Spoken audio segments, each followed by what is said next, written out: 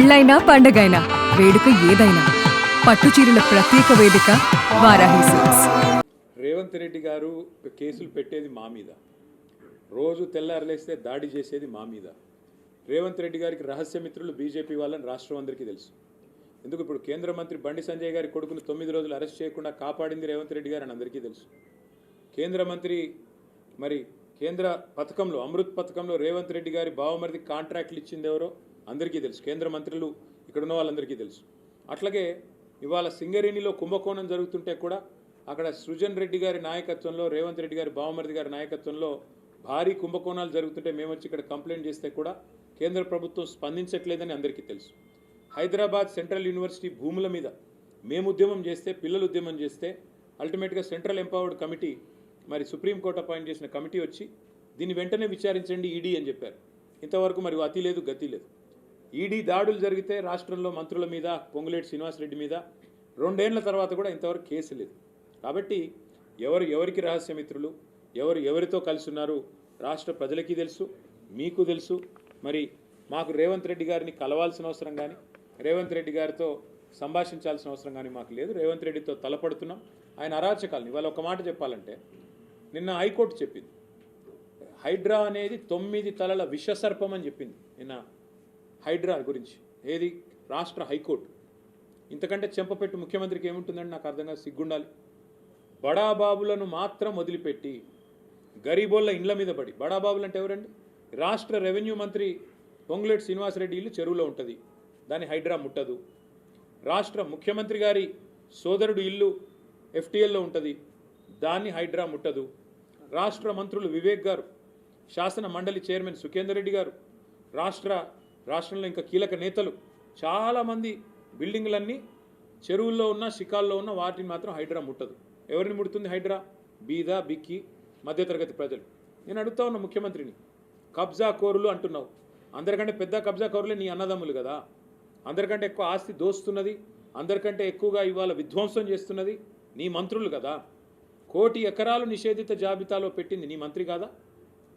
కేసీఆర్ గారు దిగిపోయినాడు, కేసీఆర్ ప్రభుత్వం దిగిపోయినాడు. రాష్ట్రంలో నిషేధిత భూముల సంఖ్య ఎంత అంటే, మొత్తం సైజు ఎంత అంటే 16 లక్షల ఎకరాలు. ఇవాళ అది 1 కోటి ఎకరాలకు చేరుకుంది. ఏ కారణం చేత పెడుతున్నారు 1 కోటి ఎకరాలు? 30% కమిషన్లు తీసుకోవట్లేదా నీ మంత్రులు? కబ్జా కోరులు, భూదందాలు చేసేది, భూమిని ఇలా భూహారతిలాగా మింగుతున్నది నీ ప్రభుత్వం కాదా? నీ మంత్రులు కాదా? ప్రజలకు తెలియదా? కాబట్టి హైడ్రా పేరిట నువ్వు సృష్టిస్తున్న అరాచకం, పేదవాళ్ళ ఇండ్లు కూలగొడుతూ, హైదరాబాద్లో ఒక ఇల్లు కట్టాడా 2 ఏళ్లలో, 2.5 ఏళ్లలో? ఎన్ని ఇల్లు కూలగొట్టావు నువ్వు? కొన్ని వేల ఇండ్లు హైదరాబాద్లో కూలగొట్టి, ఒక్క ఇల్లు కట్టకుండా, ఒక్క ఇటుక పెట్టకుండా విధ్వంసం సృష్టించి, రియల్ ఎస్టేట్ను కుప్పగూల్చి నువ్వు డబ్బులు చేసుకుంటున్నావు. పెద్ద పెద్ద బిల్డర్లు ఇవాళ చెరువుల్లో ఇండ్లు కడుతుంటే, పెద్ద పెద్ద బిల్డింగ్లు కడుతుంటే నీకు కనబడదు, కానీ ఇవాళ పెద్ద పెద్ద మాటలు. అందుకే మేము అనేది, హైడ్రా అనేది it has become a blackmailing extortion tool of Revanth Reddy. ఖచ్చితంగా అందుకే మా గవర్నమెంట్ వచ్చిన మొదటి రోజే నిన్న హైకోర్టు చెప్పిన విధంగా దాన్ని ఎత్తి బంగాళాఖాతంలో పాడేసే బాధ్యత మాది.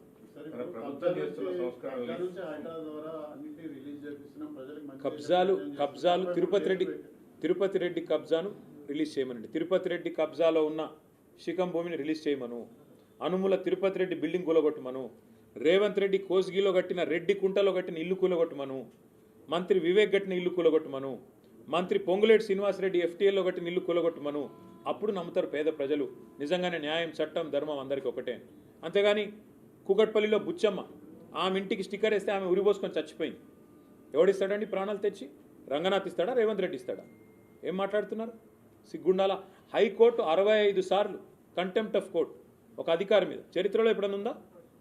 65 సార్లు హైకోర్టు చెప్పినా కూడా నువ్వు వినవంటే ఇంకా నువ్వు ఎవడు చెప్తుంటావు? నేనే రాజు, నేనే మంత్రి, నేను హిట్లరు అని చెప్పి నీది నువ్వు అనుకొని, హిట్లర్కు ఇష్టమైన పదం HYDRAA. I demolished like anything. Iran, Israel మాదిరిగా నేను శీతలావస్థలోకి మొత్తం హైదరాబాద్ని తీసుకొని పోతున్నా. ఇదా రాజకీయం? ఇదా ఒక ముఖ్యమంత్రి చేయాల్సిన పని? ఇవాళ నేను అడుగుతున్న సూటిగా రేవంత్ రెడ్డిని, హైడ్రా నువ్వు చెప్పినట్టు రిఫార్మ్స్, సంస్కరణ అయితే ఎందుకు నీ అన్న ఇల్లు కూలగొట్టట్లేదు? నీ అన్నకు హైకోర్టు స్టే ఉందని నువ్వు చెప్తావు. హైకోర్టు స్టే ఉన్న వేరే వాళ్ళ ఇల్లు ఎందుకు కూలగొడుతున్నావు? మరి వేరే వాళ్ళు కాగితాలు చూపెడుతున్నారు కదా, అయ్యా మాకు స్టే ఉందంటే ఆ కోర్టు పేపర్ అని గిరాటేస్తున్నారు, పక్కకు వారేస్తున్నారు. ఒకటి కాదు కదా, ఎన్ని వేల ఇండ్లు కూలగొట్టారు మీరు? ఎంతమందిని బెదిరించి డబ్బులు వసూలు చేస్తుంది హైడ్రా తెలవదా? బిల్డర్లందరినీ బెదిరించి వాళ్ళ దగ్గర ఆర్ఆర్ ట్యాక్స్ వసూలు చేస్తున్నమాట వాస్తవం కాదా? ఒక్కొక్క బిల్డర్ దగ్గర ఇవాళ స్క్వేర్ ఫీట్కి 200 రూపాయలు తోలు తీసి వసూలు చేస్తున్నమాట వాస్తవం కాదా? వాళ్ళు వినకపోతే హైడ్రాని వాళ్ళ మీదకి ఉసుకొల్పుతున్నమాట వాస్తవం కాదా? హైడ్రా అనేది ఒక వేట కుక్కలాగా మారింది రేవంత్ రెడ్డికి. ఆ వేట కుక్కను పంపించి దాన్ని పెట్టుకొని బ్లాక్మెయిల్ చేసి డబ్బులు దండుకోవడం, అందులో కొంత వాటా రాహుల్ గాంధీకి, కొంత బీజేపీకి ఇవ్వడం. అదే కదా నువ్వు చేసేది.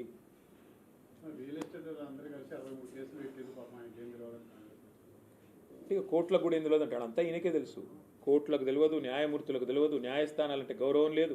అంటే న్యాయమూర్తులు చెప్పినా, రాష్ట్ర హైకోర్టు చెప్పినా ఎంత పొగరు మీకు నాకు అర్థం కాదు. రాష్ట్ర హైకోర్టు చెప్పి 24 గంటలైంది, ఇంకా అధికారిని కొనసాగించవచ్చా? ఏమన్నా అసలు ముఖ్యమంత్రి గారికి ఏమైనా ఉందా ఇంగితం? అదే బ్రదర్, నేను అనేది అంటున్నా, హైడ్రా చేసే బ్లాక్మెయిల్, హైడ్రాని ఇంత వెనకేసుకొస్తున్నాడు అంటే రేవంత్ రెడ్డి ప్రతి స్కీమ్ వెనక ఒక పెద్ద స్కామ్ ఉంటుంది. ఆయన టీడీఆర్ స్కామ్ ఏం చేసిండో నేను ఇదివరకే బయట పెట్టిన సంవత్సరంన్నర కిందట. ఆయన అస్మదీయులు, ఆయన చుట్టూ ఉండే రియల్ ఎస్టేట్ బ్రోకర్లు మొత్తం హైదరాబాద్లో ఉన్న టీడీఆర్ అంతా కొన్నారు. ట్రాన్స్ఫరబుల్ డెవలప్మెంట్ రైట్స్ కొని ఆర్టిఫిషియల్ డిమాండ్ క్రియేట్ చేసి ఒక జీవో తెచ్చి 10% టీడీఆర్ వాడాల్సిందే అని దాని ద్వారా లబ్ధి పొందింది రేవంత్ రెడ్డి యొక్క అన్నదమ్ములు, ఆయన చుట్టూ ఉండే రియల్ ఎస్టేట్ బ్రోకర్లు. ఇప్పుడు మళ్ళీ చెప్తున్నా, హైడ్రా అనే అరాచక సంస్థను అడ్డం పెట్టుకుని రేవంత్ రెడ్డి గారు ఏదైతే చేస్తున్నారో నేను సూటిగా అడుగుతున్నా, నీ హైడ్రాకి దమ్ముంటే, నీ హైడ్రా నిజంగా సంస్కరణ అయితే ముందు నీ మంత్రుల ఇల్లు కూలగొట్టు. పొంగులేటి శ్రీనివాసరెడ్డి ఇల్లు ఎఫ్టీఎల్లో ఉన్నమాట వాస్తవమా కాదా? అట్లాగే వివేక్ ఇల్లు బఫర్లో ఉన్నమాట వాస్తవమా కాదా? అట్లాగే పట్నం మహేందర్ రెడ్డి ఇల్లు ఎఫ్టీఎల్లో ఉన్నమాట వాస్తవమా కాదా?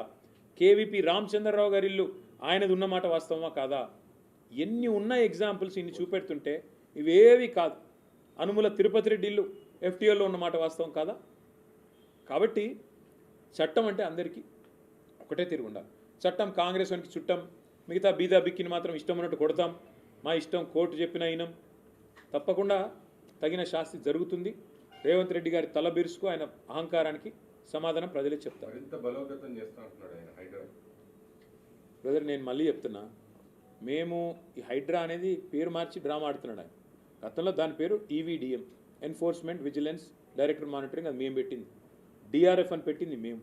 దానికి ఒక పేరు మార్చి అన్నిటికీ మార్చినట్టే, అన్నిటికీ రంగులు వేసినట్టు, సున్నాలు వేసినట్టు దీనికి కూడా వేసి పోజులు కొట్టడం తప్ప ఆయన పీకింది ఏం లేదు. కేవలం దాన్ని బ్లాక్మెయిల్కి వాడుకుంటున్నాం. జస్ట్ ఎక్స్టార్షన్, బ్లాక్మెయిల్, బెదిరించడం, డబ్బులు గుంజడం.